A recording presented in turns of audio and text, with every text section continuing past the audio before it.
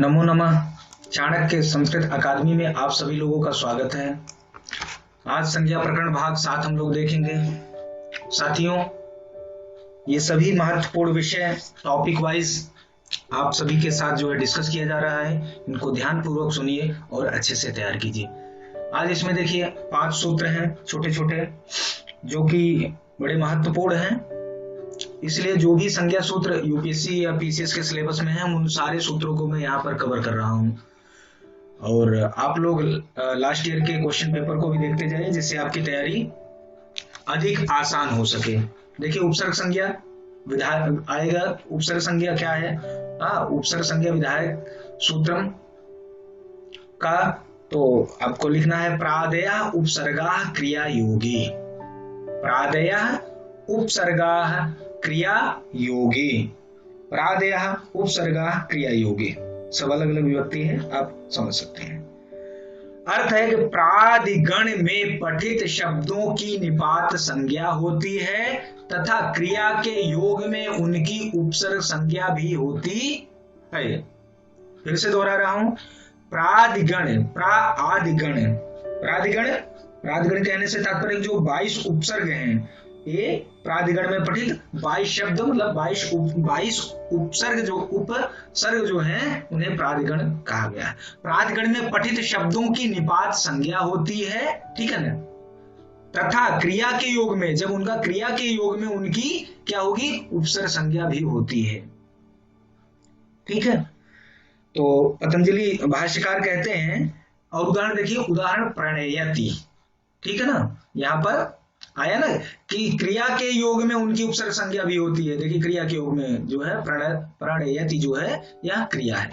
आइए देखिए, मार पतंजलि देखिए कहते हैं, इसका योग विभाग करते हुए कहते हैं कि प्रादिगण में पठित असत्वार्थक शब्दों की निपात संज्ञा होती है तथा क्रिया के योग में उनकी जब इन्हीं प्रादिगण इत्यादि की जब क्रिया के योग में जब इनको प्रयोग किया जाता है तो उसकी क्या होती है? उपसर्ग संज्ञा भी होती है। अर्थात इस सूत्र से 2 संज्ञाएं होती हैं, ठीक है ना। जैसे प्रादेय कहने से तो अद्रव्यार्थक प्रा आदि शब्दों की निपात संज्ञा होती है, और दूसरा है 2 विभाग किया गया इसमें, तो दूसरा है उपसर्गा क्रिया योगी। तो क्रिया के साथ अन्वित होने पर प्रा आदि शब्दों की उपसर्ग संज्ञा भी होती है, ठीक है ना। या क्रिया के योग में प्रा आदियों की उपसर्ग संज्ञा भी होती है। उदाहरण है प्रणयति, ठीक है। तो इस प्रकार आप देख सकते हैं। आगे चलिए, गति संज्ञा। देखिए गति संज्ञा से संबंधित कई सूत्र हैं, परंतु एक प्रमुख सूत्र ही मैं आपको बता रहा हूं, क्योंकि बहुत महत्वपूर्ण विषय नहीं है, फिर भी कभी पूछ लिया जाए तो आप आसानी से बता सकें। गतिश्च एक सूत्र है, गतिश्च, और पूर्व में, इसके पूर्व देखिए सूत्र था प्रादेय उपसर्गा क्रिया योग, तो वहां निपात संज्ञा हो रही। अब देखिए गति संज्ञा भी हो रही है। करें क्रिया के योग में प्रा आदि, जो प्रादिगण था वहां, यहाँ देखिए प्रा आदि की गति संज्ञा और उपसर्ग संज्ञा भी होती है। वहां देखिए निपात संज्ञा उपसर्ग संज्ञा हो रही थी, यहाँ गति संज्ञा और उपसर्ग संज्ञा भी हो रही है। तो क्रिया के योग में प्रा आदि की गति संज्ञा और उपसर्ग संज्ञा भी होती है। चा माने और मतलब भी होती है, ठीक है ना। प्रादि की एक ही संज्ञा प्राप्त होती है, तब सूत्र में चा का योग किया गया है कि इसमें दोनों संज्ञाएं प्राप्त होती है, इसीलिए इसमें चा का योग किया गया है, ठीक है ना। जो निपात संज्ञा प्राग्रीश्वरान निपाता से निपात संज्ञा भी होती है, इससे भी निपात संज्ञा होती है, और प्रादेय उपसर्गा क्रिया हो गए, यहां भी निपात संज्ञा कर रहा है, ठीक है ना। और लेकिन उपसर्ग संज्ञा भी साथ में हो रही है। तो आपको ज्यादा कंफ्यूज नहीं होना है, सीधे जो लिखा है स्क्रीन पे आप इसी को लिखिए, इसका उदाहरण दे दीजिए और आगे बढ़ जाइए। ये तो मैं समझाने के लिए आपको अलग अलग तरीके से इन चीजों को बताता रहता हूं, ठीक है। आगे देखिए अगला सूत्र, कर्म प्रवचनीय संज्ञा, ठीक है। यह संज्ञा और अधिकार सूत्र है, यह आपके जानने की बात नहीं, लेकिन मैं बता दे रहा हूं। देखिए लक्षण अर्थ में अनुनिपात की कर्म प्रवचनीय संज्ञा होती है। कर्म प्रवचनीय संज्ञा होती है। जपम अनुप्रावर्षत, ठीक है। अब देखिए कर्म अर्थात क्रिया के द्वारा निरूपित संबंध विशेष को कहने के कारण इन्हें कर्म प्रवचनीय कहा जाता है। ये उपसर्ग से भिन्न होते हैं, परंतु उपसर्गों की तरह ये क्रिया से पूर्व आते हैं। ठीक है ना, क्रिया के पूर्व लग जाए, जैसे प्रावर्षक देखना अनु आ गया, अनुपसर्ग इसके क्रिया के पहले आ गया। उपसर्गों का स्वतंत्र प्रयोग नहीं होता है, ठीक है ना, परंतु कर्म प्रवचनीय का स्वतंत्र प्रयोग होता है। इनके योग में द्वितीयादि विभक्ति होती है और कर्म प्रवचनीय संज्ञा का फल है द्वितीया विभक्ति। ठीक है, इसका सूत्र है अनुरलक्षण। कई सूत्र हैं, परंतु एक प्रमुख सूत्र, आप एक सूत्र देकर आपको निकलना है आगे। तो अनुरलक्षणे, लक्षण अर्थ में अनु की अनुनिपात की कर्म प्रवचनीय संज्ञा होती है। ठीक है, उदाहरण आपको देख ही रहे, जपम अनुप्रावर्षत। ठीक है ना, जप के समाप्त होते ही वर्षा हुई। ठीक है, आगे चलिए।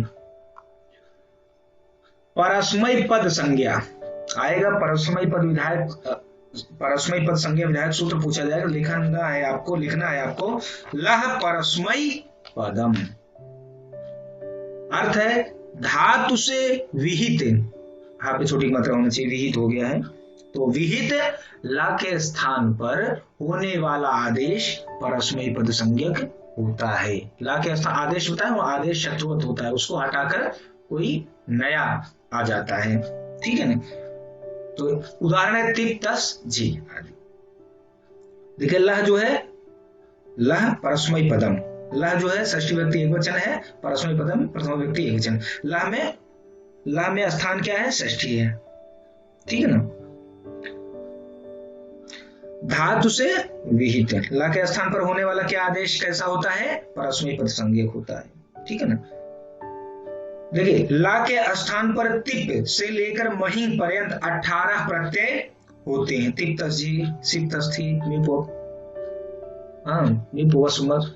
तो इस प्रकार से जो 18 प्रत्यय होते हैं वो कह रहे हैं कि ये ला के स्थान पर होते हैं। इसके अतिरिक्त क्वसु तथा क्षत्रि आदि प्रत्यय भी ला के स्थान पर होते हैं और इन सभी की परस्मय पद संज्ञा होती है या परस्मय पद संज्ञा हुई।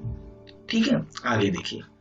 आत्मने पद संज्ञा, आत्मने पद संज्ञा विधायक सूत्र क्या है, तंगाना वात्मने पदम, तंगाना वात्मने पदम। ठीक है ना, पदच्छेद करिए, तंगानौ आत्मने पदम। ठीक है, अर्थ है कि धातु से विहित लकार के स्थान पर होने वाले तंग तथा आन प्रत्ययों की आत्मने पद संज्ञा होती है। उदाहरण ता आताम झा। ठीक है, ये आपने देखना। देखिए तंग के द्वारा ता से लेकर महिं पर्यंत 9 प्रत्ययों का ग्रहण होता है। ठीक है ना, तंग के द्वारा ता से लेकर महिं 9 प्रत्ययों का ग्रहण होता है। ठीक है, और इनकी क्या होती है, आत्मने पद संज्ञा होती है। तो इस प्रकार से आप इन सभी को अच्छे से तैयार करिए। ये देखिए छोटे छोटे संज्ञा विधायक सूत्र हैं और बड़े ही महत्वपूर्ण हैं, और आप एग्जाम के बाद यह स्वयं ही देख लेंगे, जो भी मुख्य परीक्षा देंगे यूपीएससी की, आप स्वयं देख लेंगे कि इन संज्ञा विधायक सूत्रों से बाहर एक भी सूत्र नहीं आएगा, यह पूरी गारंटी है। तो आप इन सभी सूत्रों को अच्छे से तैयार करिए। जय तो संस्कृतम, जय तो भारत।